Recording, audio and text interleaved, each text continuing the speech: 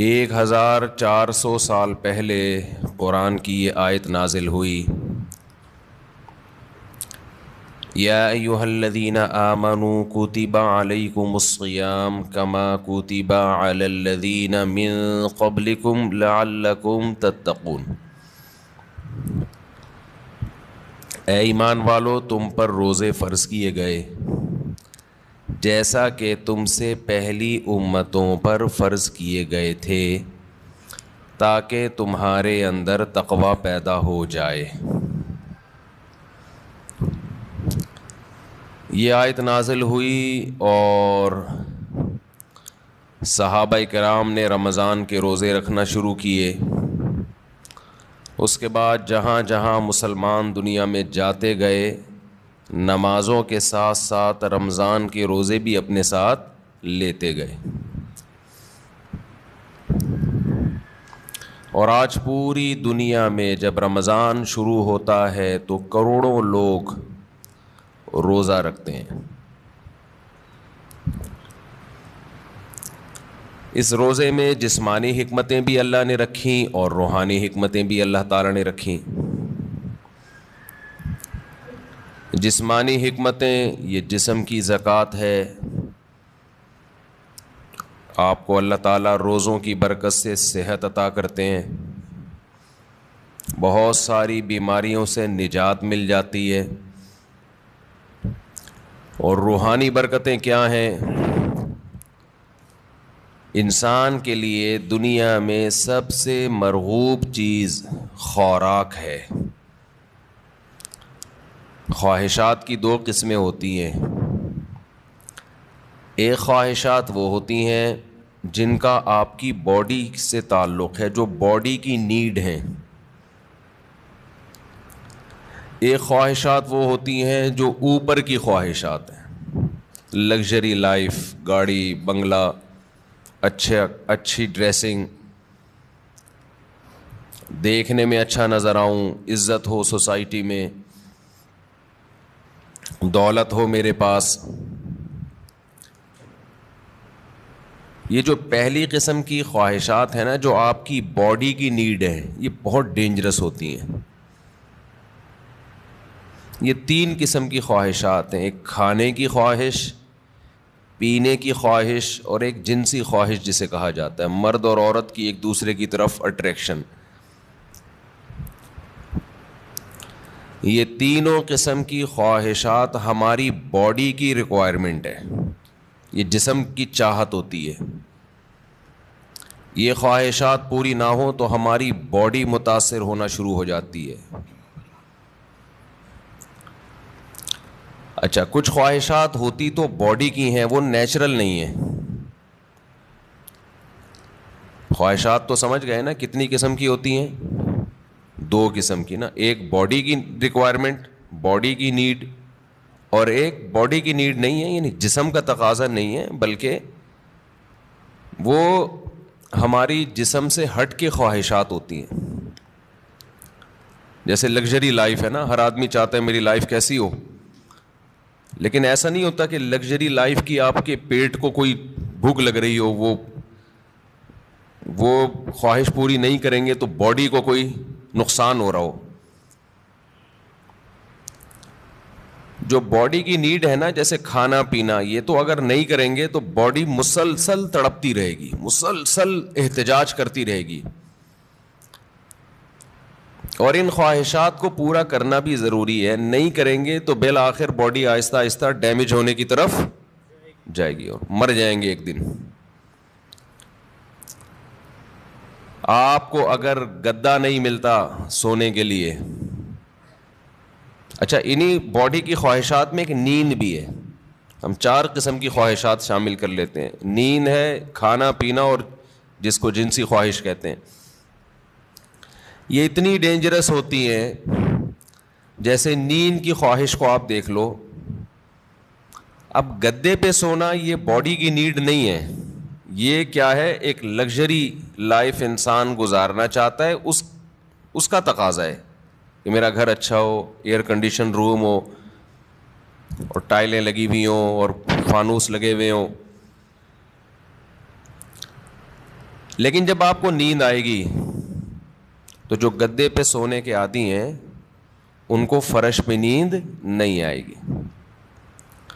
لیکن چونکہ نیند آپ کی باڈی کی نیڈ ہے, ایک وقت آئے گا کہ باڈی کہے گی میں نے سونا ہے سونا ہے سونا ہے سونا ہے, آپ کہیں گے میرے پاس سونے کے لیے گدا نہیں ہے, نہیں سو سکتا نہیں سو سکتا نہیں سو سکتا. بالآخر پھڈا ہوتے ہوتے جو باڈی کی نیڈ ہے نا وہ غالب آ جائے گی. لگژری جو آپ کی ایک چاہت ہے اس پہ باڈی غالب آ جائے گی آپ کی, اور آپ کانٹوں پہ بھی سو جاؤ گے. جس کو نیند نہ آتی ہو نا اس کو جاگنے دو, بول تو نہیں سوئے گا, دیکھو اس کا باپ بھی سوئے گا پھر, کیونکہ یہ خواہشات دماغ پر مسلط ہو جاتی ہیں. کیونکہ ضرورت ہے, نہیں تو مرے گا, نہیں سوئے گا تو کیا ہوگا. ایک ہفتہ کھائے پیے بغیر انسان زندہ رہ سکتا ہے, میڈیکل سائنس کہتی ہے. ایک ہفتہ سوئے بغیر زندہ نہیں رہ سکتا. اس لیے یہ اللہ مسلط کر دیتے ہیں کہ تیرا باپ بھی سوئے گا. تبھی آپ نے دیکھا ہوگا ڈرائیونگ کے دوران ڈرائیور سو جاتا ہے, حالانکہ اس کا سونے کا بالکل موڈ نہیں ہوتا, اور ایسا سوتا ہے کہ اپنے ساتھ سارے پیسنجر کو بھی ہمیشہ کے لیے سلا دیتا ہے. تو یہ چیزیں اللہ نے مسلط کی ہوئی, بھائی یہ تمہاری خواہش پہ نہیں ہے. ورنہ بڑے لوگ کہتے ہیں ہمارے پاس ٹائم نہیں ہے, اگلے مہینے ہم سوئیں گے, اس دفعہ ہمیں آفس کا بزنس کا کام ہے بہت.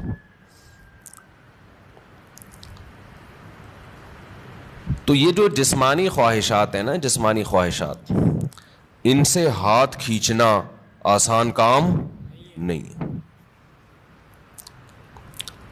کیونکہ باڈی کو ضرورت ہے. تو باڈی ہماری مسلسل ڈسٹرب ہوتی رہتی ہے. اب آپ کو جب بھوک لگ رہی ہے تو باڈی کیا کہے گی, روٹی دو, کھانا دو, کہے گی نا, خوراک چاہیے.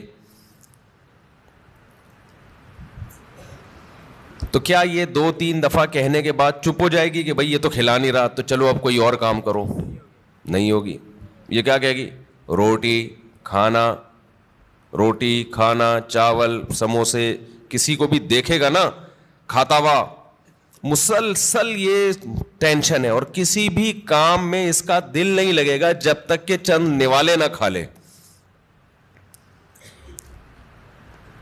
پیاس بھی ایسی چیز ہے, جب آپ کو پانی کی خواہش ہوتی ہے تو باڈی مسلسل پانی مانگتی رہتی, آپ کا دل ہی نہیں لگے گا کسی کام میں, دل جمعی سے کام نہیں کر پاؤ گے آپ, مسلسل پانی پانی, باڈی کو ضرورت ہے. اور یاد رکھو جب ضرورت ہو باڈی خود بتاتی ہے, اس کے لیے ڈاکٹروں سے مشورہ نہیں لیا کرو کہ میں کتنے گلاس پانی پیا کروں. یہ چیزیں اللہ نے انسان کی باڈی میں انسٹال کر دی ہیں, اس میں میڈیکل سائنس کو زیادہ فری مت کرایا کرو. کھا بھی لیں پی بھی رہے ہیں, ڈاکٹر صاحب سے پوچھیں کتنے گلاس پیوں, جتنے کی چاہت ہے وہ باڈی خود بتا دے گی. ہاں اگر باڈی صحت مند ہے اور کوئی الٹے سیدھے کام نہیں کر رہے. بعض دفعہ آپ کوئی الٹا کام کر رہے ہوتے ہو جس سے پھر باڈی دھوکہ دیتی ہے, جیسے جو لوگ چائے زیادہ پی رہے ہیں, کافی, تو کیفین کیا کرتی ہے کہ پیاس کا احساس ختم کر دیتی ہے, پیاس بجھا دیتی ہے, اور باڈی سے پانی پیشاب بنا کے نکال دیتی ہے. ایک طرف پانی کی کمی ہو رہی ہے, دوسری طرف اس کمی کی کو پورا کرنے کے لیے باڈی کو جو احتجاج کرنا چاہیے باڈی وہ احتجاج نہیں کر رہی, تو پھر پانی کا پھر مشورہ ڈاکٹر صاحب سے لینا پڑے گا. کیونکہ پھر باڈی آپ کا جو جسم ہے نا وہ اس کی کھوپڑی گھوم جاتی ہے اس کو پتہ ہی نہیں چلتا کہ کب پانی کی ضرورت ہے کب پانی کی ضرورت نہیں ہے. تو نیچرل لائف جس کی ہوگی اس کی باڈی بتاتی رہے گی کتنا پانی چاہیے. جیسے کولڈ ڈرنک پینے سے پیاس بجھ جاتی ہے نا, تو پیاس تو وقتی بجھتی ہے لیکن پانی کی جتنی کمی پوری ہونی چاہیے وہ ہوتی نہیں ہے. تو یہ میں جو اصول بتاتا ہوں یہ ان لوگوں کے جو تمیز سے زندگی گزار رہے ہیں. ایسا نہیں سارا دن چائے کے کپ پھونکتے رہتے ہیں, کافی سارا دن پیتے رہتے ہیں. تو کیونکہ کافی اور چائے یہ نیچرل نہیں ہے, ہماری قدرتی غذا کا حصہ بول لو بھائی نہیں ہے. یہ تو بات کی ایجاد ہے کہ بھائی کیفین باڈی میں جاتی ہے تو بلڈ کا سرکولیشن بڑھا دیتی, تھوڑا ایکٹیو ہو جاتے ہو آپ, تو یہ مصنوعی ایکٹیونیس ہے, یہ کوئی سچی مچی میں جسم میں طاقت نہیں آتی ہے,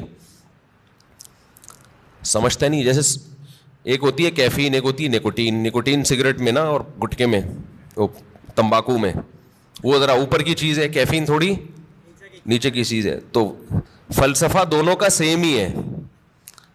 وہ ذرا زیادہ ڈینجرس ہے نکوٹین ہے, تمباکو اور سگریٹ وہ بھی وہی کام کرتی ہے. چائے ذرا کمزور چیز ہے, اس لیے اس کا وہ نقصان نہیں ہے, اس کا سگریٹ کا نقصان زیادہ ہے. پھر اس میں دھوئیں شوئیں بھی ملا لیں تو اور پھر اور باڈی آپ کی سارے وٹامنس دھوئیں سے کیا ہو جاتے ہیں, پورے ہو جاتے ہیں. تو ابھی ایک بہت باریک لڑکا آیا, سگریٹ پیتا تھا نا, اتنا باریک, اس کی شادی ہونے والی ہے. میں نے کہا دھواں نکلے گا, یہ رسک نہیں لینا آپ. ایک تو آپ اپنی صحت دیکھو, اور سگریٹ کے کس طرح سے پھونک رہے ہو, تو جو اندر جا رہا ہے, جو ان پٹ ہوتا ہے آؤٹ پٹ وہی ہوتا ہے نا.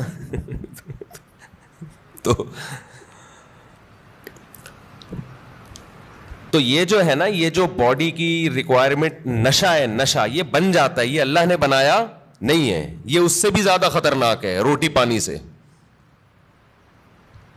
یعنی اس کو برداشت کرنا بہت ہی مشکل ہے. اللہ میاں نے تو آپ کو وہ چیزوں کی چاہتیں رکھی تھیں جو جس کی آپ کی باڈی کو ضرورت ہے. روٹی کی ضرورت رکھی, پانی کی چاہت رکھی اللہ تعالیٰ نے, اور جو اللہ نے خواہشات رکھی ہیں جو نیچرل ہیں. ہم نے کیا کیا, سگریٹ پی پی کے, دن میں 5-6 کپ کافیوں کے پی پی کے, اور پان گٹکے کھا کھا کے ہم نے اس سیٹنگ کو کیا کر دیا, خراب. اب آپ گٹکے اور پان والوں کو دیکھ لو, سگریٹ والوں کو دیکھ لو, افطاری میں لوگ کھجوروں کی طرف لپکتے ہیں, وہ کہاں لپکتے ہیں, سگریٹ کی طرف. وہ تو کھجور ایک سنت پوری کرنے کے لیے کھا لیتے ہیں, اس کے بعد پھر سٹے لگا رہے ہوتے ہیں بیٹھ. کتنی بڑی نحوست ہے یار, ہے یا نہیں ہے؟ کیسا اپنے ہاتھوں سے اپنے آپ کو برباد کر رہے ہو. اللہ کا کتنا بڑا فضل ہے, ہمارے ماں باپ نے ہمیں سگریٹ پان گٹکے سے ہمیشہ بچایا. ہمارے ماں باپ کا بہت بڑا احسان ہے. اللہ ان کی قبروں کو نور سے بھر دے, ان کی پر اللہ بہت رحمت نازل کرے. بڑا کردار ہوتا ہے والدین کا اس میں. بالکل بچوں کو قریب نہ جانے دو. ہم تو ایک دفعہ, مجھے یاد ہے میں نے ایک دفعہ سگریٹ پی تھی چھپ کے, وہ بھی ایسے کہ ہمارے ایک رشتے کے تایا لگتے تھے, وہ پیتے تھے, رشتے کے تایا, دور کے تایا. انہوں نے پھینکی تو ہمیں شوق تھا تھوڑی تحقیقات کا کہ یار یہ کیا ہے, اس میں اتنا شوق سے یہ صبح شام سٹے لگاتے ہیں. تو انہوں نے پھینکی تو میں نے اٹھا لی, تو اٹھا کے میں نے کہا ذرا چک کے دیکھو نا, تو ایک کش لگایا ہے, وہ اتنی کھانسی ہوئی ہے کہ اللہ کا بڑا فضل. اور شکر ہے دیکھا نہیں کسی نے, ورنہ طبیعت سے کٹتے. طبیعت سے کیا ہوتا, کوئی گھر میں دیکھ لیتا تو کٹ جاتے طبیعت سے. تو جو بات ہے میں اس کی طرف آتا ہوں. تو جو سگریٹ ہے اور یہ سب چیزیں تو انسان خود عادی بنا لیتا ہے نا. تو یہ میرا آج کا ٹاپک نہیں ہے, یہ تو اپنے ہاتھوں اپنے آپ کو آپ جہنم کی آگ میں ڈال رہے ہو, ایک عذاب میں ڈال دیا آپ نے اپنے آپ کو. اچھا ایک بات خوب سمجھ لو, بات چل نکلی ہے, یہ جو سگریٹ والے, گٹکے والے, اور بہت زیادہ جو کافی پیتے ہیں, چائے پیتے ہیں, بہت زیادہ کیفین کی لت پڑ گئی ہے ان کو, یہ لوگ اکثر ایک بات یہ کہتے ہیں کہ اس سے ذہن فریش ہو جاتا ہے. یہ خوب سمجھ لو, کوئی بھی نشے کی چیز, نشے سے میری مراد یہ نہیں ہے جو شراب کا نشہ ہوتا ہے, نشے سے مراد جس کی بھی لت پڑ جائے. تو جو کیفین ہے, کافی, یہ جو نیکوٹین ہے, ان میں یہ ذہن میں رکھو کہ جتنی کوانٹٹی آپ لے رہے ہو نا فریش ہونے کے لیے, تھوڑے دن میں اس کے عادی ہو جاتے ہو, سمجھتے ہو. پھر آپ کو اس کی مقدار بڑھانی پڑتی ہے, جبکہ روٹی اور پانی میں ایسا نہیں ہے. جتنی روٹی سے پیٹ بھر رہا ہے نا, اگر خام خام میں زبردستی زیادہ ٹھوس کی عادت نہیں بناؤ گے تو مزید کی عادت نہیں پڑتی, بلکہ کم کی عادت پہ لاؤ گے تو کم, زیادہ پہ لاؤ گے تو زیادہ.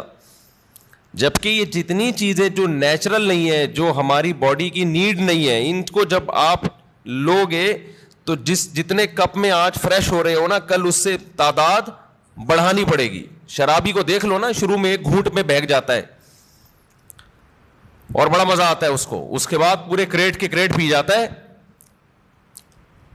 لیکن اس کو وہ نشہ نہیں آتا جو پہلے دن ایک گھونٹ میں آیا تھا اس کو. تو یہ خود ایک عذاب ہے کیا آپ سمجھ رہے ہو فریش ہو رہا ہوں؟ بھائی آپ فریش نہیں ہو رہے اس سے, آپ کا دماغ تازہ نہیں ہو رہا, دماغ کو اس کی عادت پڑ رہی ہے, اب اس کو مزید چاہیے, تو بالآخر ایک نہ ایک وقت جا کے بریک لگانی پڑتی ہے آپ کو. تو پہلے ہی نہیں لگا لو, اچھا ہے, کیا خیال ہے, شروع میں ہی چھوڑ دو ان چیزوں کو یار. تو یہ جو ہماری باڈی کی نیڈ ہے نا, کھانا پینا اور یہ جو خواہشات ہیں, جو یہ ان کا برداشت کرنا یہ بہت مشکل ہے. اور رمضان میں اللہ انہی 3 چیزوں پہ پابندی لگا دیتے ہیں. ویسے تو 4 چیزیں ہیں نا جو بہت زیادہ انسان کو, جس کی خواہش سونا اور جنسی خواہشات اور کھانا اور پینا, تو ان میں سے 3 اللہ تعالیٰ روزے کی حالت میں کیا کر دیتے ہیں, پابندی لگا دیتے. کھانا پینا اور جنسی خواہش آپ پوری نہیں کر سکتے.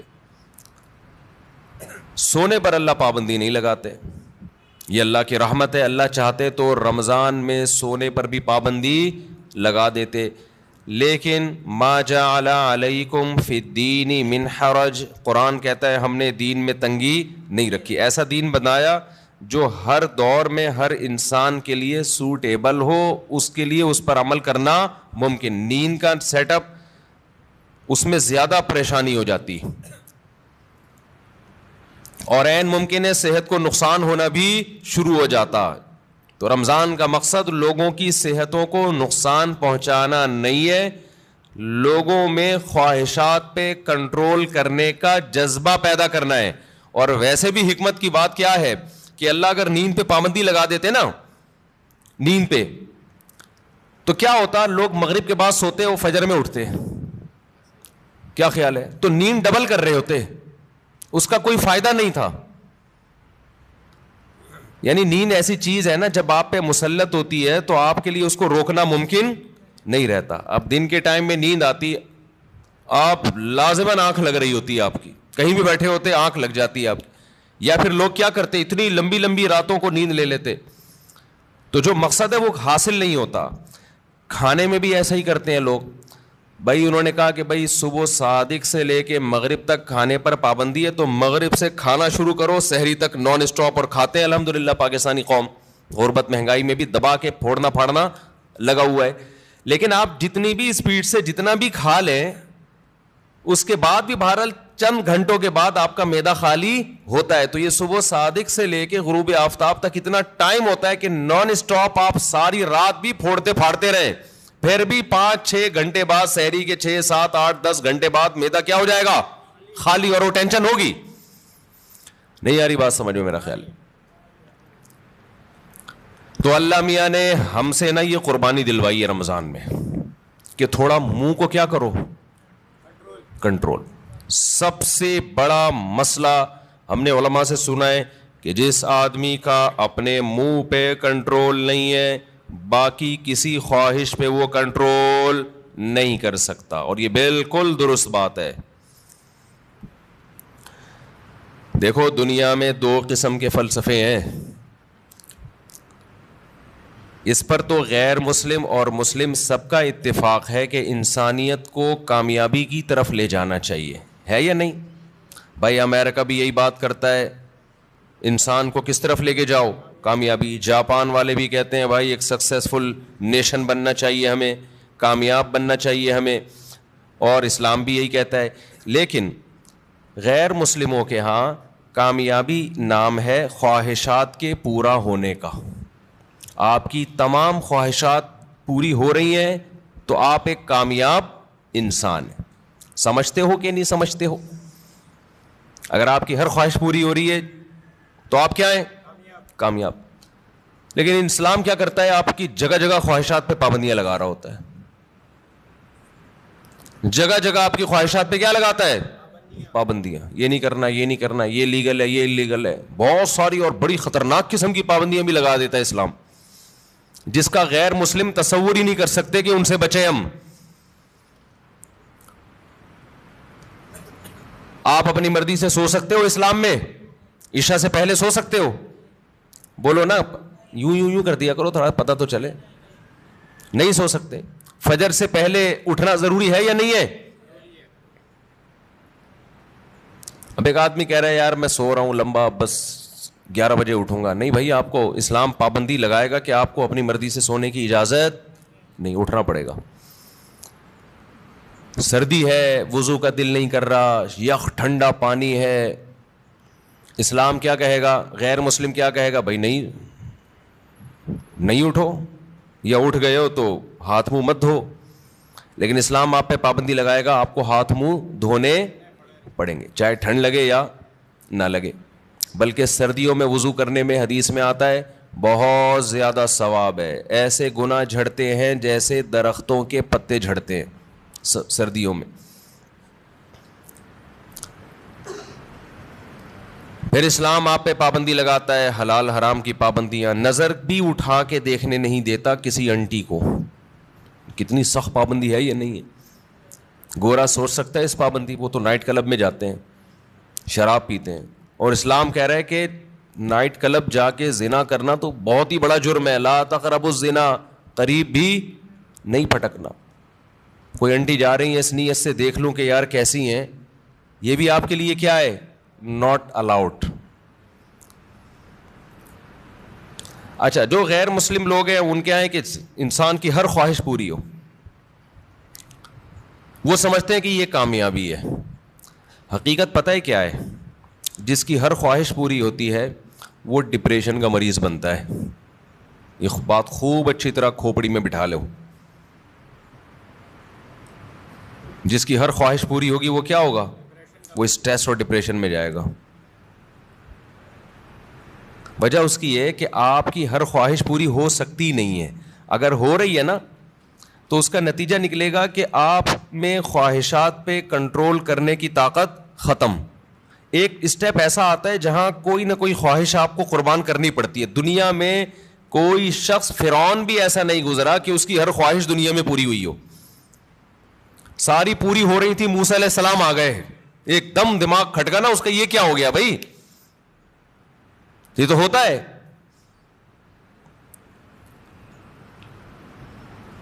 جتنی بھی آپ کے اندر خواہشات ہیں نا, پوری کرتے رہیں, کہیں نہ کہیں آ کے قدرت کی طرف سے بیریئر کھڑے ہو جاتے ہیں آپ کی راہ میں, اور آپ خواہشات پوری کرتے کرتے یوز ٹو ہو چکے ہوتے ہو. آپ کو خواہشات پہ کنٹرول کرنے کی عادت نہیں رہتی. پھر آپ جاتے ہو اسٹریس میں, ڈپریشن میں, اور چیخو پکار, مار دھاڑ. جیسے جو بچے زیادہ لاڈ پیار میں پلتے ہیں وہ بچے شور شرابہ زیادہ مچاتے ہیں. جن بچوں پہ ماں باپ کا کنٹرول ہوتا ہے کہ کچھ خواہشات پوری کر دی, کچھ پوری نہیں کی, وہ بچے بھی کنٹرولڈ ہوتے ہیں. یقین نہ آئے تو جا کے مشاہدہ کر لو. میں نے بہت سے بچے ضدی دیکھے ہیں, چیزیں اٹھا کے پھینک رہے, کوئی بات نہیں مانتے. وجہ اس کی ہے کہ ماں باپ ان کی ہر بات مانتے ہیں. نہیں آ رہی سمجھ میں, پتہ نہیں آپ لوگ لاڈلے بچے ہیں اپنے ماں باپ کے یا لاڈلے نہیں ہیں, تو یہ تو اللہ ہی جانتا ہے. لیکن ہم نے ایسے بچے مارکیٹ میں دیکھے, ہر خواہش پوری ہو رہی ہے, بچہ چڑچڑا ہو گیا. اچھا, جس بچے کے ساتھ اس کا کوئی بہن بھائی نہ ہو وہ بھی چڑچڑے ہو جاتے ہیں. اس کی وجہ یہ کہ بہت زیادہ لاڈ پیار اس اکلوتے کو مل جاتا ہے. کیا ہوتا ہے, اکلوتے. دوسرا مارکیٹ میں قریب العمر ہوتے نہیں ہیں, 2-4, تو ماں باپ کی ساری لاڈ کا اور پیار کا مرکز یہ اکلوتا. اس کی ہر خواہش پوری. آپ میں سے کوئی اکلوتا ہو تو پیش کی معذرت. نتیجہ کیا نکلتا ہے, اس کی طبیعت میں چڑچڑاپن پیدا ہونا شروع, مار دھاڑ. وہ سوسائٹی میں بسا اوقات ایک کامیاب انسان بن کے سروائیو نہیں کر پاتا. اچھا, ہمارے ایک ریلیٹیو کے یہاں نا ایک بچہ ہوا, پھر ان کے یہاں فوراً دوسرا ہو گیا اگلے سال. رپورٹ دیکھیں, رپورٹ. ہوا یہ ہے کہ جب فوراً دوسرا آ گیا 1-2 سال کے بعد مارکیٹ میں, تو جو پہلا والا تھا نا, اب اس کو تھوڑی سی جیلسی بچوں میں ہوتی ہے کہ دوسرے کو پیار کرو تو اس کو غصہ آ رہا ہے کہ اس کو کیوں پیار کر رہے ہو. بچے کرتے ہیں ایسے, آپ نے دیکھا ہوگا. تو لوگ کہہ رہے ہیں کہ یار یہ جو ان کے ریلیٹیو ہے نا, کہنے لگے کہ یہ غلط ہوا, پہلے والے کے ساتھ ظلم ہوا ہے. ابھی اس کی عمر تھی, اس کو محبتیں ملتی, توجہ کا مرکز بنتا. مارکیٹ میں دوسرا آ گیا, جو محبت پوری اس کو ملنی چاہیے تھی وہ ڈیوائڈ ہو کے آدھی کہاں جا رہی ہے, تو یہ پہلے والے کے ساتھ ظلم ہے. سمجھتے ہو بات کو؟ تو بھائی یہ پہلے والے کے ساتھ ظلم نہیں ہے, اس کی ٹریننگ کا حصہ ہے کہ تو دنیا میں اکیلا باپ نہیں ہے, تمہارے بہن بھائی بھی ہوں گے. ابھی سے اس کے اندر برداشت پیدا ہو رہی ہے, حقیقت ہے. اس کے دل میں ایک جذبات ہوتے ہیں حسد کے, بچوں میں ہوتا ہے, بہت زیادہ جیلسی ہوتی ہے بچوں میں. ایک کو کچھ دو نا تو دوسرے کو ضرورت نہیں بھی ہو, صرف اس کو تپانے کے لیے مانگتا ہے کہ مجھے کیوں نہیں دیا. تو یہ جو برداشت اس میں پیدا ہوگی نا, جب ماں باپ دوسرے کو پیار کر رہے ہیں اور اس کو غصہ آ رہا ہے, یہی غصہ قدرت چاہتی ہے کہ آئے تاکہ اس میں کنٹرول پیدا ہو. یہ نہیں ہوتا نا تو یہ بڑے ہو کر عذاب بنتا ہے. پھر بڑے ہو کر پھر کیا ہوتا ہے کہ یہ کیوں آ گیا دنیا میں, میرے باپ کی وراثت جو مجھے ملنی تھی اس کو کیوں مل رہی ہے, یہ اس میں شریک کیوں ہو رہا ہے. پھر یہ یہاں تک جاتا ہے معاملہ. شروع میں یہ مسئلہ کیا کر دو, ختم کر دو کہ بیٹا اس گھر میں اور بھی ہیں, اور ممکن ہے مفتی صاحب کے ابھی میں بیانات سننا شروع کیے تو اسپیڈ اور بھی بڑھ سکتی ہے ہماری, عین ممکن ہے. اگلے سال نیا ماڈل بھی آ سکتا ہے. تو اب یہ جلتے ہی رہو بیٹھ کے, یار اسی کو قبول کرو. اور پھر ایک اہم بات یہ کہ بچہ ماں باپ کی توجہ کے لیے بہن بھائی کو وقتی طور پہ برداشت نہیں کرتا, لیکن اللہ نے ایک ایسا بچے میں ایک سافٹ ویئر ڈالا ہوا ہے کہ وہ اپنے بہن بھائیوں سے محبت بھی ٹوٹ کے کرتا ہے.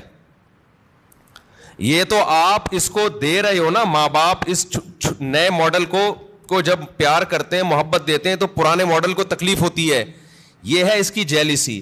لیکن آپ ذرا کوئی تھرڈ پرسن اس نئے ماڈل کو ہاتھ اٹھا کے دیکھے, پرانا ماڈل آڑ بن کے کھڑا ہو جائے گا کہ میرا بھائی ہے میری بہن ہے, تو کون ہوتا ہے ہاتھ اٹھانے والا.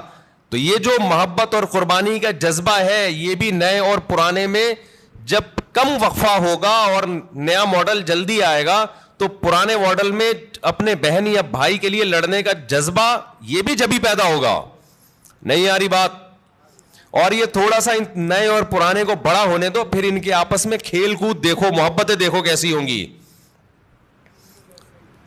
تو یہ جو فضول قسم کے لبرل لوگوں کی فضول باتیں ہیں نا کہ ابھی تو پرانے والے کو ٹائم زیادہ چاہیے تھا, ایکچولی نیا والا آ گیا مارکیٹ میں, تو ایکچولی یہ ٹوپی ڈرامے یہ کسی اور کو گنتیاں سکھانا جا کے ساری نیچرل لائف کا بیڑا غرق کر دیا. بچے کو اپنے جیسا بچہ چاہیے بھائی کھیلنے کودنے کے لیے, اس کو ماں باپ سے زیادہ ضرورت بہن بھائیوں کی ہے. ماں باپ تو صرف کیئر کرتے ہیں کہ کیا کر رہا ہے, خراب تو نہیں ہو رہا, سٹے تو نہیں لگا رہا ہے, ایسا تو نہیں تایا نے سگریٹ پھینکی اٹھا کے پی رہا ہے. ماں باپ کا کام صرف یہ نگرانی کرنا ہے. باقی تو اس کو جو اس کی جو انٹرٹینمنٹ والی لائف ہے جو اس کو انٹرٹین کرے گی وہ تو بہن بھائی کریں گے. خوش رہے گا, کھیلے گا, کودے گا, انہیں کے سے سیکھے گا, مارے گا, روئے گا, پٹے گا بھی, پیٹے گا بھی, یہی تو لائف ہے اس کی. ہر خواہش پوری ہونے سے انسان بنتا نہیں ہے بلکہ بگڑتا ہے.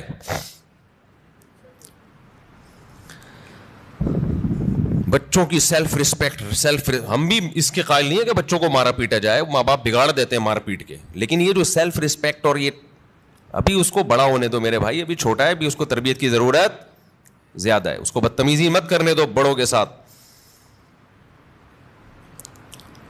اس کو بتاؤ تم چھوٹے ہو ابھی بیٹا, تم ہمارے باپ ہم ہی ہیں, محبت ملے گی آپ کو, لیکن ہمارے باپ بننے کی کوشش مت کرنا.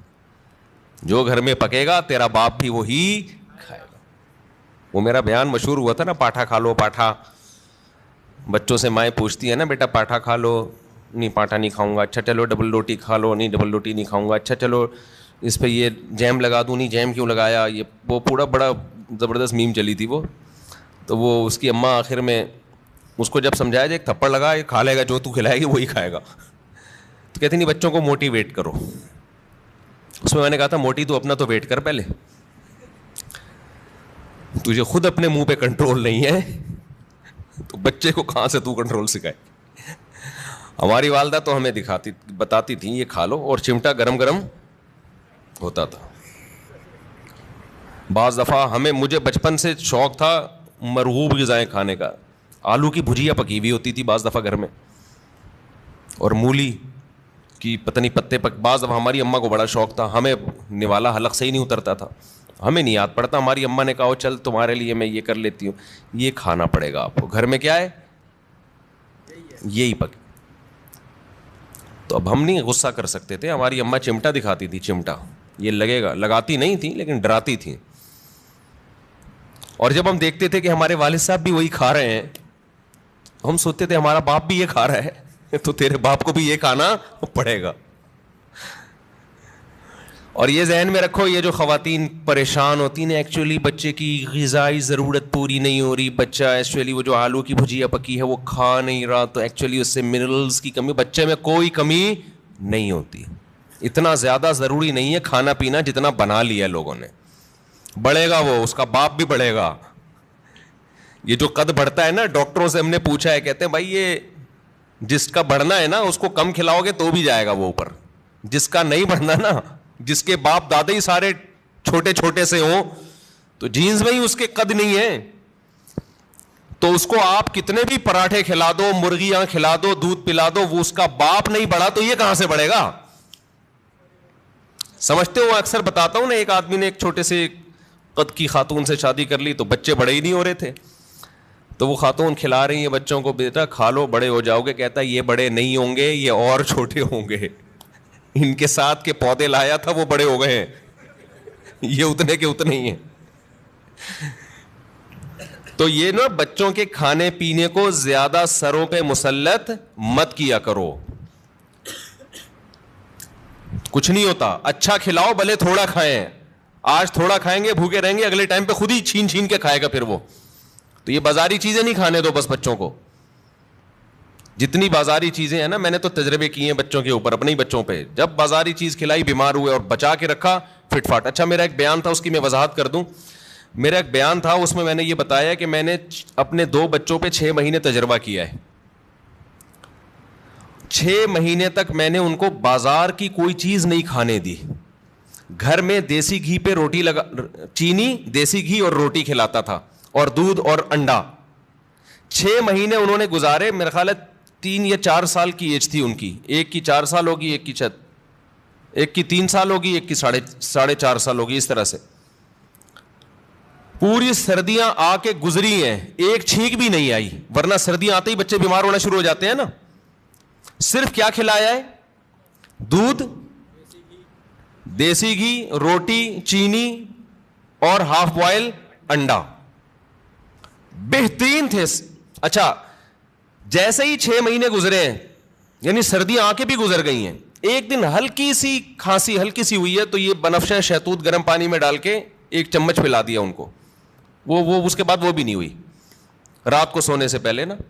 بہترین 6 مہینے گزارے انہوں نے, کوئی بیماری نہیں, کوئی چھینک نہیں, کچھ بھی نہیں. 6 مہینے کے بعد کیا ہوا ہے کہ کوئی ریلیٹو آئے, انہوں نے بسکٹ کھلا دیے اور اسی کے بعد طبیعت خراب ہو گئی. پہلے تو پیٹ خراب ہوا, پھر کسی نے کولڈ ڈرنک پلا دی, پھر یہ ہوا, پھر وہ وغیرہ وغیرہ وغیرہ. مجھے اندازہ ہو گیا کہ یہ جو بچوں کی صحت کا مسئلہ ہے نا, گھر کی چیزیں کھلاؤ گے تو ایک دم بہترین صحت رہے گی. اچھا اس پہ میرے کچھ لوگوں نے اعتراض کیا کہ لو بھائی مفتی صاحب چینی کھلا رہے ہیں بچے کو, چینی کون سی کوئی نیچرل ہے؟ نہیں آ رہی بات سمجھ میں؟ یعنی ہم چینی کھلائیں, چینی تو خود نقصان دہ ہے. تو یاد رکھیں, میں نے کبھی نہیں کہا کہ چینی بہت فائدہ مند چیز ہے. میرا مقصد یہ ہے کہ ایک نقصان دہ چیز ہم نے کھلائی پھر بھی نقصان نہیں ہوا, باقی بھی نقصان دہ چیزوں سے بچا لیا. ورنہ بہتر تو یہ کہ چینی نہ کھلائیں آپ. چینی کون سی کوئی آب زمزم تو دھلی ہوئی مخلوق ہے؟ نہیں آ رہی مولانا سب, ان کی سمجھ میں بات نہیں آ رہی ہے. بھائی چینی جو ہے نا, چینی وہ خود بھی کوئی اچھی چیز نہیں ہے, لیکن ایک غلط چیز بھی کھلا دی, 20 غلط چیزوں سے بچا لیا, تو بھی اس کی اتنی برکتیں نظر آئی ہیں. تو اگر آپ اس سے بھی بچا لیں تو نور النارو, شہد کھلا دیں, گڑ کھلا دیں. سمجھتا ہے کہ نہیں سمجھتے ہو؟ تو بچوں کی لیکن کنٹرول کرنا پڑتا ہے. بچے کو بڑا اور زیادہ عرصہ نہیں, تھوڑے دن تک کنٹرول کرو گے تو پھر وہ عادی ہو جائے گا. تو میں یہ عرض کر رہا تھا کہ دنیا میں 2 نظریات ہیں. ایک یہ کہ انسان کی ہر خواہش پوری کی جائے تو اس سے وہ کامیاب ہوتا ہے, لیکن اسلام کیا کرتا ہے, جگہ جگہ خواہشات میں رکاوٹیں ڈالتا ہے.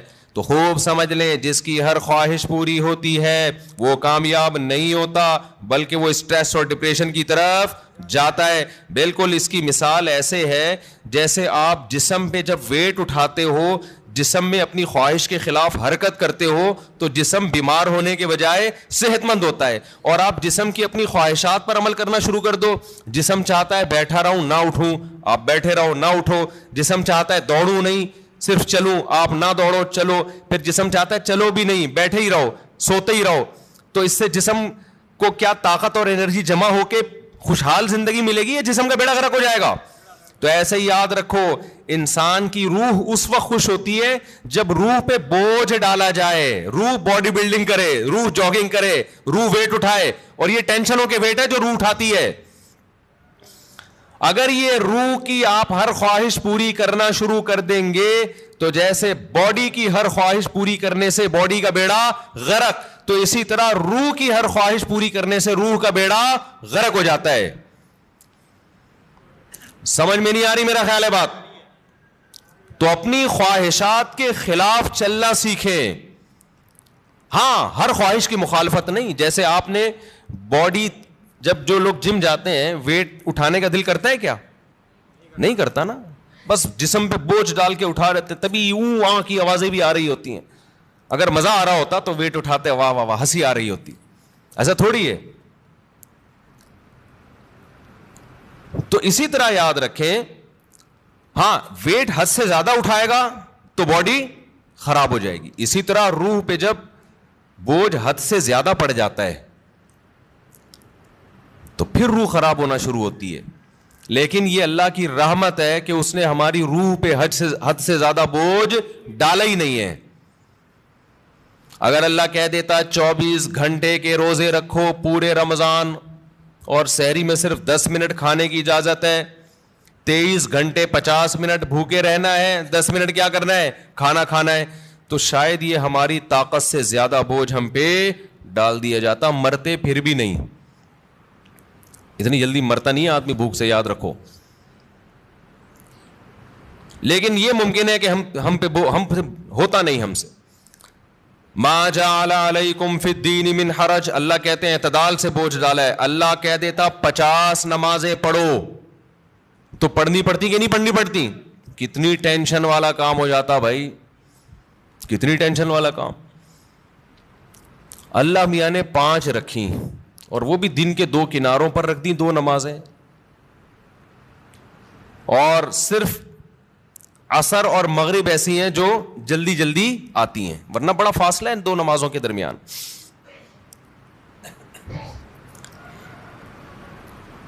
اللہ میاں نے حکم دیا نظر کی حفاظت کرو، لیکن ساتھ میں نکاح کی ترغیب بھی دے دی، تو آسان کر دیا نا۔ اگر یہ ہوتا کہ عیسائیوں میں پادریوں کی طرح پادریوں کو حکم تھا کہ شادی نہ کرو، جیسے کہ انہوں نے خود بنایا ہوا تھا، ان کے مذہب کا نہیں تھا، لیکن دوسری طرف زنا پر بھی پابندی، تو ڈپریشن میں جاتے کہ نہیں جاتے؟ اللہ میاں نے کہا بھائی نظر کی حفاظت کرو، اور یہ بھی ہمارے فائدے کے لیے۔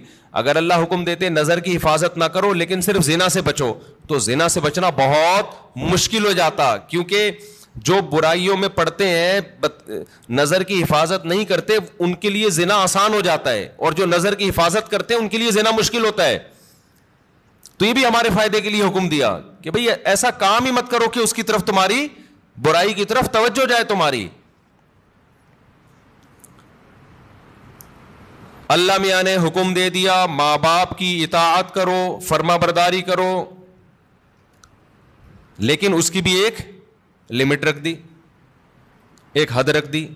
یعنی کوئی ایسا حکم نہیں ہے جو ایسا بوجھ ہم پہ ڈالا جا رہا ہو جو ہمارے بس میں ہو ہی نہیں۔ سود کو حرام قرار دے دیا لیکن مزاربت اور شرکت کو جائز قرار دے دیا۔ آپ کسی کو لون دے کے متعین نفع لیتے ہو کہ 1 لاکھ پہ 2,000 روپے 5,000 حرام ہے، لیکن ایسا نہیں کہ پابندی لگا دی۔ اللہ نے کہا یہی 1 لاکھ روپے دو، جو پروفٹ ہوگا اس میں شرکت کر لو۔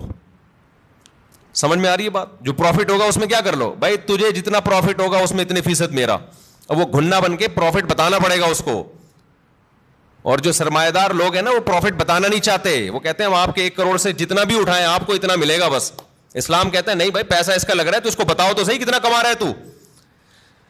ابے 1% بھی دو گے نا آپ، دیکھو آپ نے زید کو 1 کروڑ روپے دیے، زید کو کہا تو 1 کروڑ سے جتنا بھی کمائے گا نا بے شک مجھے 1% دے دے، لیکن پرسنٹیج ہونی چاہیے 1%۔ اس کا فائدہ کیا ہوگا؟ وہ 1 کروڑ پہ آپ کو 1 لاکھ دے گا نا، آپ کو فوراً پتہ چل جائے گا وہ کم بخت 99 لاکھ کما رہا ہے۔ سمجھ میں آ رہی ہے بات؟ سود خور یہ وہ اپنا پروفٹ بتانا نہیں چاہتا۔ 1% بھی دے گا نا آپ کو یہ تو پتا چل جائے گا نا, جب 1% 1 لاکھ ہے تو اس کا مطلب باقی 99 کتنا ہے, وہ 99 لاکھ ہے. اس کا مطلب یہ گنا میرے 1 کروڑ سے 99 لاکھ کما رہا ہے اور مجھے کتنا دے رہا ہے, 1 لاکھ. لیکن اگر سودی نظام ہوگا, آپ نے زید کو 1 کروڑ روپے دیے, آپ نے کہا مجھے ہر مہینے 1 لاکھ دے دینا, تو کتنا کما رہا ہے, مجھے اس سے غرض نہیں ہے. وہ 1 لاکھ روپے لا کے دے گا, آپ گلے ملیں گے, شکریہ ادا کریں گے, کتنا نیک آدمی مجھے 1 لاکھ روپے دے رہا ہے, اور وہ بھی روتے ہوئے دے گا, یار کاروبار کا تو بیڑا ہی غرق ہو گیا, لیکن میں تجھ سے وعدہ کیا 1 لاکھ لے لے. آپ کا دل چاہے گا اس غریب کو 2 کروڑ اور دے دوں میں, الو بناتا رہے گا, آپ کو بے وقوف بناتا رہے گا. لیکن اگر پرسنٹیج کے حساب سے ہوگا تو آپ نے جب زید کو 1 کروڑ دیے, آپ لوگ کو سمجھ میں ہی نہیں آ رہا, تو بزنس کہاں سے کرو گے جو تمہاری سمجھ میں اتنی باتیں نہیں آ رہی. مجھے لگ رہا ہے آپ کے چہروں سے کہ جو میں کہہ رہا ہوں اوپر سے گزر رہا ہے آپ کے. زید کو آپ نے 1 کروڑ روپے دیے, آپ نے کہا مجھے جتنا پروفٹ ہوگا اس میں 1% چاہیے. وہ 1 لاکھ روپے لے کر آیا, تو آپ سمجھ جاؤ گے یہ کم بخت کتنے کما رہا ہے, 99 لاکھ. اب اس کو رونے کی اجازت, وہ رونے کا بہانہ نہیں کرے گا, اور آپ کو اس سے مانگو گے بھی کہ جو جتنا پروفٹ ہوا ہے مجھے دکھاؤ, تاکہ پتا چلے کہ یہ واقعی 1% بنتا ہے کہ نہیں بنتا ہے. تو اللہ میاں نے سود پہ پابندی لگائی, مگر تجارت کو اللہ نے حلال قرار دیا. اگر اللہ سود پہ بھی پابندی لگا دیتا, مزاربت پہ بھی, شرکت پہ بھی, تو پھر ہم حرج میں پڑ جاتے, ہم تنگی میں پڑ جاتے, ہمارے لیے کاروبار کے راستے بند ہو جاتے. لیکن اللہ نے ہمارے لیے دین میں تنگی نہیں رکھی بلکہ آسانی رکھی ہے. سمجھتے ہو کہ نہیں سمجھتے ہو؟ تو اسی طرح اللہ میاں نے لیکن بوجھ ڈالا ہے ہمارے اوپر. یہ نہیں کہا کہ بالکل فری سٹائل کی زندگی گزارو گے, کوئی ٹینشن ہی نہیں ہوگی. یہ کامیابی نہیں ہے, ٹینشنیں اٹھانی پڑیں گی. بہت ساری ٹینشنیں لگا دی اللہ میاں, اور اس ٹینشن سے فائدہ کیا ہوتا ہے کہ ہماری روح وزن اٹھاتی ہے, جس سے روح ٹینشن سے بچتی ہے, روح صحت مند ہوتی ہے, اور روح ڈپریشن اور اسٹریس کی طرف جانے سے بچ جاتی ہے. تبھی آپ کو مسلمانوں میں خودکشی کا ریشو دوسری قوموں کی نسبت کم نظر آئے گا. مسلمانوں میں ڈپریشن کے مریض دوسری قوموں کی نسبت کم نظر آئیں گے, حالانکہ ڈپریشن والے کام مسلمانوں میں بہت زیادہ ہیں. مسلمان غیر مسلم ایک ڈپریشن پالنے کے لیے تیار نہیں, مسلمان 4 ڈپریشن کی بات کرتے ہیں. آئی بات سمجھ میں؟ ہم مسقط میں تھے تو ہمارے بہت سے علماء اپنی اپنی فیملیوں کے ساتھ آئے تھے, بیگمات کے ساتھ آئے تھے. تو ایک مولانا صاحب نئے نئے پہنچے, تو وہ میزبان نے ان سے پوچھا مجبوری ساتھ میں ہے یا بغیر مجبوری کے آئے ہیں؟ میں نے کہا یہ کیا کہہ رہے ہیں؟ پھر پتہ چلا بیگم کو پیار سے کیا کہتے ہیں, یہ مجبوری. تو بڑا زبردست لفظ تھا ان کا بھائی, کیونکہ جب مجبوری ساتھ میں ہوتی ہے تو پھر گھر سے زیادہ دیر باہر نہیں رہ سکتے, آپ بتانا پڑتا ہے. جو بغیر مجبوری کے آیا وہ تو جہاں مرضی جائے. جب مجبوری کے ساتھ آئے ہیں تو بیگم پوچھے گی, مجبوری پوچھے گی بھائی اتنی دیر سے کیوں آ رہے ہو, آپ کہاں گئے ہوئے تھے مفتی صاحب کے ساتھ. اچھا, جو لوگ اپنی مجبوریوں کے ساتھ آئے تھے نا, ان سب کی مجبوریوں کو یہ بڑی فکر تھی کہ ہمارا میاں, ہمارے جو میاں ہیں مفتی طارق مسعود کے ساتھ تو نہیں بیٹھے ہوئے. گئی سب کو یہ ایسا لو یہ 2-4 مجبوریاں اور پال لیں ہمارا شوہر, ان کو یہ سب کو ڈر تھا. تو مسلمان کے پاس ٹینشن کے مواقع بہت ہیں, پھر بھی ٹینشن نہیں لیتا. یہ غربت اور مہنگائی آپ تھوڑی دیر کے لیے انگریزوں کو دے دو تو خودکشی کے لیے میرے بھائی رجسٹریشن فارم کیا ہو جائیں گے, ختم ہو جائیں گے. ہمارے والے حکمران 1 ہفتے کے لیے ان کو ادھار دے دو, آپ سچی مچی کے تو نہیں لیں گے, صرف ادھار دے دو آپ ان کو کہ 1 ہفتے بعد واپس لے لیں گے. 1 ہفتے میں ایسا بیڑا غرق ہو جائے گا, کوئی کھمبا ان کا بجلی کا باقی نہیں بچا ہوگا. ان کے یہاں تو کھمبے ہوتے نہیں, انڈر گراؤنڈ ہی ہوتا ہے سب کچھ. یہ ہم ہیں, ٹھیک ہے نا. ڈالر کہاں سے کہاں پہنچ گیا, میں تو کبھی سوچتا ہوں تو تھوڑی ڈپریشن شروع ہو جاتی ہے, پھر میں سوچتا ہی نہیں کہ میں مریں گے تو ویسے ہی سب کیا ہو جائے گا, ختم. ہمارے تو اصل آخرت ہے نا. جو دیکھو دال پانی اللہ نے جو موٹی موٹی ضرورتیں وہ تو اللہ ویسے ہی پورے. اور پاکستان کا تو حال ایسا ہے کہ بچپن سے سنتے آ رہے ہیں کہ بینک کرپٹ ہونے جا رہا ہے. پاکستان کا ایسا اللہ کے ساتھ اللہ کا معاملہ ہے, بچپن سے مہنگائی بڑھ رہی ہے, مجھے یاد ہے وہ دور میں بہت چھوٹا تھا, روٹی 4 آنے کی ملتی تھی, 1 روپے کی 4 روٹیاں. جب 8 آنے کی ہوئی تو سب چیخ اٹھے کہ روٹی ڈبل ہو گئی بھائی. 1 روپے کی 4 روٹیوں کے بجائے اب 1 روپے کی کتنی ملیں گی؟ 2 روٹیاں. لوگ چیخ اٹھے تھے, مہنگائی بڑھ رہی ہے. پھوڑنا اسی حساب سے لگا ہوا تھا, اسی. پھر روٹی 1 روپے کی ہوئی, پھر 5 روپے کی ہوئی, پھر 10 روپے کی ہوئی, اب پتہ نہیں کتنے کی چل رہی, 35. استغفر اللہ. میرے یہاں مہمان آتے ہیں نا تو چائے منگواتا ہوں میں ہوٹل سے. اب ہمارے دماغ میں وہ چند سال پہلے کی چائے تھی, پتہ نہیں 10 روپے کا کپ تھا, 15 روپے کا کپ تھا. میری کھوپڑی میں وہی گھوم رہی ہے, مجھے کیا پتا اتنی اسپیڈ سے حساب خراب ہو گیا. مہمان آ رہے ہیں, آوے لے آ یار 4 چائے لے آ, 5 چائے لے آ. اچھا وہ گارڈ جو ہے نا, وہ جو خادم بل بنا کے دیتا ہے, مجھے لگتا تھا یار یہ کچھ زیادہ ہی, پتہ نہیں خود تو نہیں اس نے اپنے کئی مہمانوں کے الگ سے کھانچے کھولے ہوئے اس نے. ایک دن میں نے کہا یار اتنے تو مہمان میرے نہیں آئے جتنے تم بل بنا رہے ہو. اس نے کہا استاد جی 60 روپے کا کپ ہے چائے کا, 60 روپے. ابے میں نے کہا اتنے کا تو کپ نہیں آتا جس میں چائے ڈالی جا رہی ہے. تو مجھے تو خیال ہوا میں نوٹس لگا دوں کہ مہمان لوگ اپنی چائے اپنے ساتھ لے کے آئیں گے. بھی یہ کوئی مذاق تھوڑی ہے یار, ملنے بھی ہم سے آؤ, چائے بھی کون پلائے, کام بھی تمہارا ہو, چائے ہم پلائیں. خیر اتنا بھی ایسا نہیں ہے, انشاءاللہ پلا دیں گے. لیکن یہ کہ یہ ہے تو فکر کی بات نا. لیکن نہ چائے والوں کی چائے رک رہی ہے, نہ نلی نہاری کی سیل میں کمی آ رہی ہے, نہ برگر بکنے میں کمی, نہ KFC والوں کے ہاں رش میں کمی. میں تو لوگوں پہ حیران ہوتا ہوں, لوگ بات کر رہے ہوتے ہیں نا میرے سامنے, دوست احباب بھی, یار مفتی صاحب مہنگائی نے کمر, ایسے کھجا رہے ہوتے ہیں, مہنگائی نے کمر توڑ دی یار, اتنا مہنگا ہو گیا کھانا, اب تو روٹی خریدنے کی طاقت ختم ہو گئی. پھر تھوڑی دیر چلے یار نہاری کھانے چلتے ہیں ذرا, چلے مجھ صاحب نلی نہاری کا پروگرام ہو جائے. یہ ہر ایک کا حال ہے. ایسا لگتا ہے کہ اتنی کرپشن اور اتنی مہنگائی کے باوجود برکت کہاں ہے؟ وہ بھی اللہ نے ہمیں ہی دی ہے. لوگوں کے چہرے کھلے ہوئے ہیں ماشاءاللہ, پیٹ بھرے ہوئے ہیں. ہوٹل کے باہر جاؤ ایسا لگتا ہے فری میں بانٹ رہا ہے, پاؤں رکھنے کی جگہ نہیں ہے. مہنگے سے مہنگے ہوٹل جاؤ وہاں بھی یہی حال ہے. میں نہیں کہہ رہا کہ جو غریب ہیں وہ ختم ہو گئے, نہ, جو بیچارے سفید پوش غریب ہیں ان کے گھروں کے حالات بہت خطرناک ہیں. لیکن اللہ کا شکر ہے ان حالات میں بھی بہت سو کو اللہ بہت اچھا کھلا رہا ہے. تو بھائی مسافر خانہ ہے نا یار, اور کیا کرنا ہے, کھا پی لو, سونے کی جگہ مل گئی, مہنگائی گئی تیل لینے, ٹھیک ہے نا. ہماری زندگی کا جتنا کوٹا ہے ہمارے مرنے سے پہلے انشاءاللہ ہم پورا کر کے جائیں گے. اگلی نسل کا بیڑا غرق ہوگا, وہ اگلی نسل جانے, وہ ہمیں کیوں بھائی, اللہ اس کو بھی کھلا دے گا. پھر اگلی نسل کا کام ہے کہ وہ ووٹ اچھے لوگوں کو دے. ہم تو اس نسل کو بھگت رہے ہیں. ہم نے اتنے بڑے بڑے جرم کیے, ایسے ایسے حکمرانوں کو اپنے اوپر مسلط کیا, پھر بھی اللہ ہمیں کھلا رہا ہے. شاید اگلی نسل یہ جرم نہ کرے تو ان کو تو اور اچھا کھلائے گا اللہ تعالیٰ. یعنی ایسا لگ رہا ہے اللہ ہمارے گناہوں کو بھی اتنی سزا نہیں دے رہا جتنی بنتی ہے, ورنہ تو ہم لوگ کی حرکتیں ہیں نا اس کے حساب سے سزا بہت زیادہ بنتی ہے ہماری.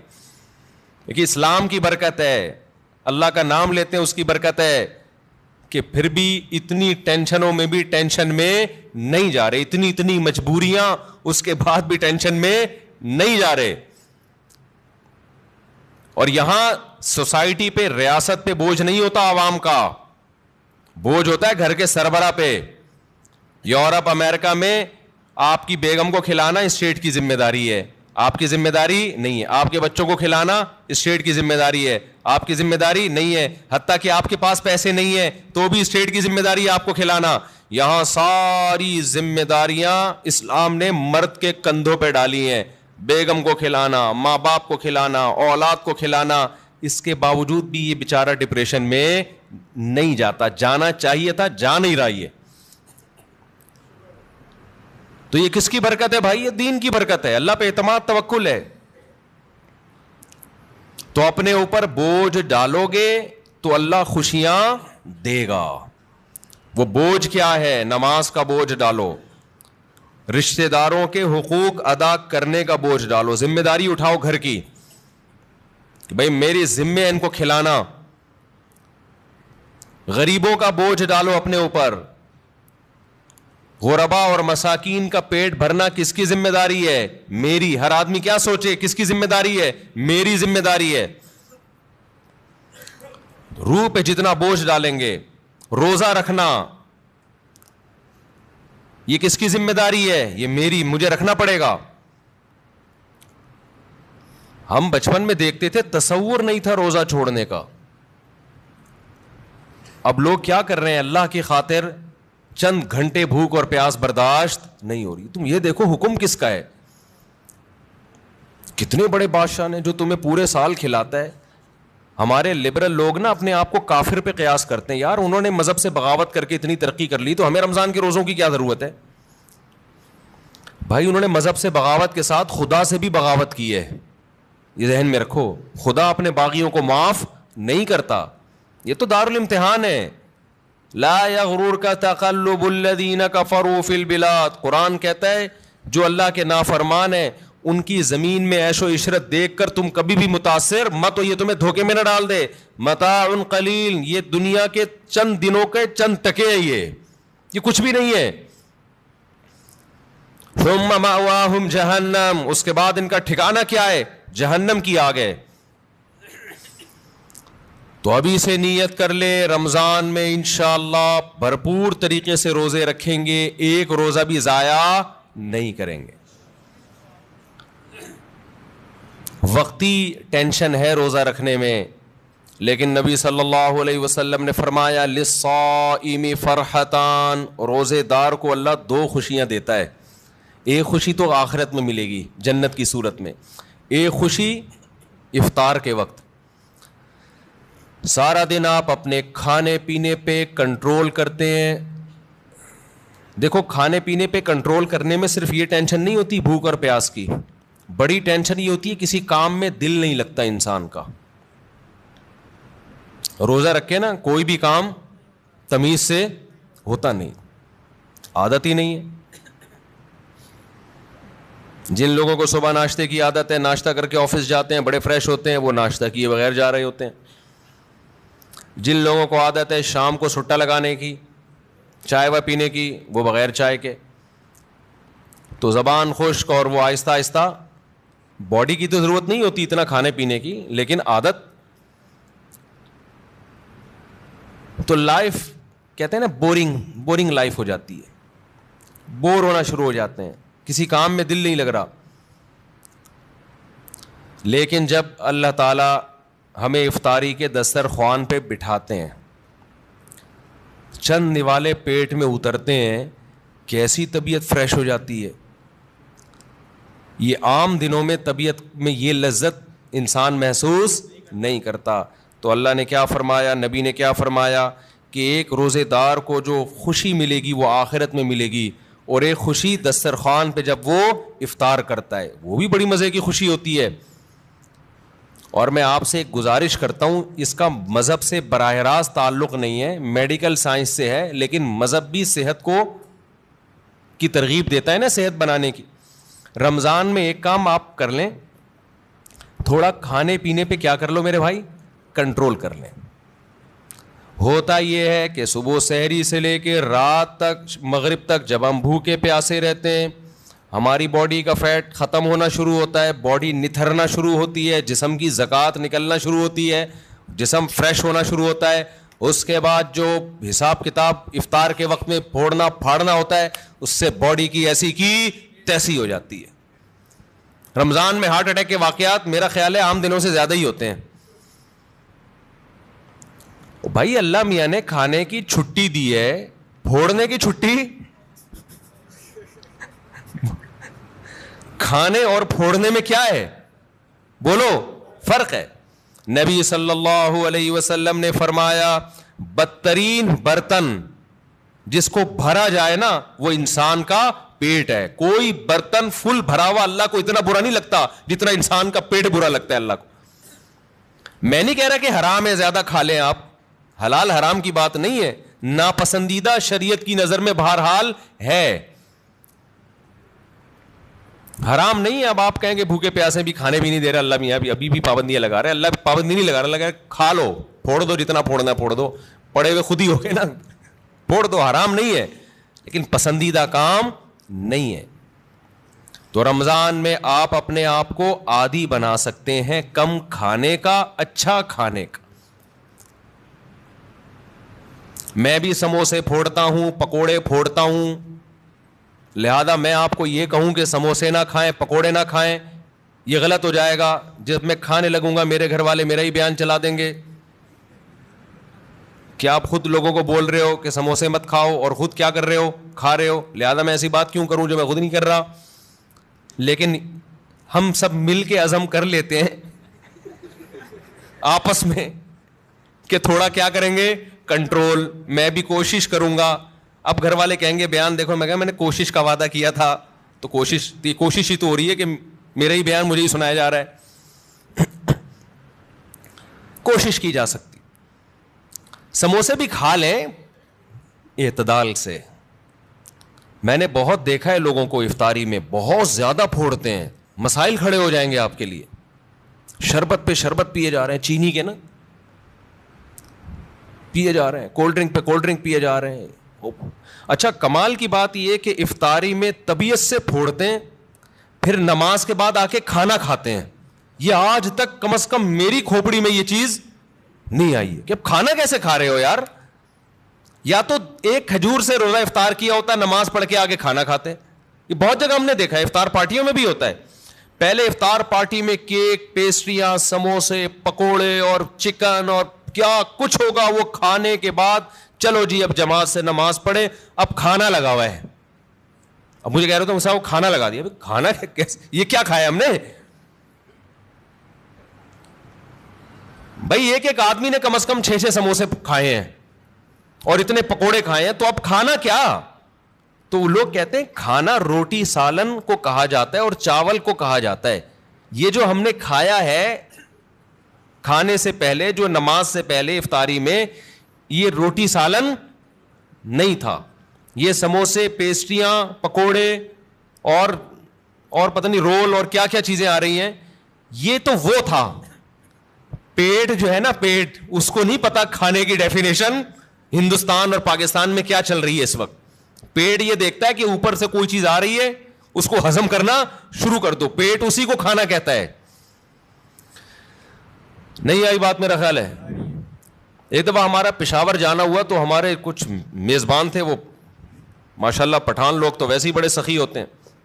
انہوں نے کیا کیا, میرے لیے نا دیسی مرغیوں کی وہ لا کے رکھ دی. دیسی مرغیاں نا روسٹ, بڑی زبردست تھی وہ, رانے اس کی بھنی ہوئی. ہم نے پھوڑ دی. وہ ماشاءاللہ بڑے ہیوی کھانا تھا, تو میں نے اچھی طرح طبیعت سے کھا لیا, بڑا مزہ آیا. میں تو کہا ہو گیا کھانا بھائی, اتنی دیر میں اب کھانا آ رہا ہے. اب میں مجھ پہ نا, کیونکہ وہ پھر کھلاتے بھی زبردستی ہیں, مجھ پہ راشا تاری ہو گیا. میں نے کہا اللہ خیر کرے اب کیا ہوگا. انہوں نے کہا وہ سب کھانا. میں نے کہا بھائی ہمارے اندر تو طاقت نہیں ہے. انہوں نے کہا تمہارے باپ کو بھی کھانا پڑے گا. ان کا یہ الفاظ نہیں تھے, لیکن اسٹائل اسی قسم کا تھا. وہاں ایسا نہیں ہو سکتا کہ کھانا آئے اور آپ نہیں کھاؤ. پھر ہم نے کھایا, تھوڑا سا کھایا. تو افطاری میں کیا کر رہے ہوتے ہو بھائی؟ تو آپ بہترین, آپ تجربہ کر کے دیکھ لو میرے مشورے پر. افطاری میں شربت نہ پیو. میں آپ کو بتا رہا ہوں, آپ کا دماغ ایسا فریش ہو جائے گا نا, آپ کہو گے واہ مزہ آ گیا بھائی. اکثر آپ نے دیکھا ہوگا افطاری کرتے ہی لوگ ٹن ہو جاتے ہیں, دیکھا ہوگا نا. مغرب کے بعد گھر جاتے ہیں, بستر سے اٹھا ہی نہیں جاتا. پھر تراویح میں ایسے جھوم رہے ہوتے ہیں جیسے جن پر لگتا ہے کسی نے کوئی قبر سے مردہ اکھاڑ کے لا کے یہاں کھڑا کر دیا ہے. یہ حالت ہوتی ہے. آپ کو جو نیند آتی ہے نا, میٹھا کھانے سے آتی ہے, خوب سمجھ لیں, کارب لینے سے آتی ہے.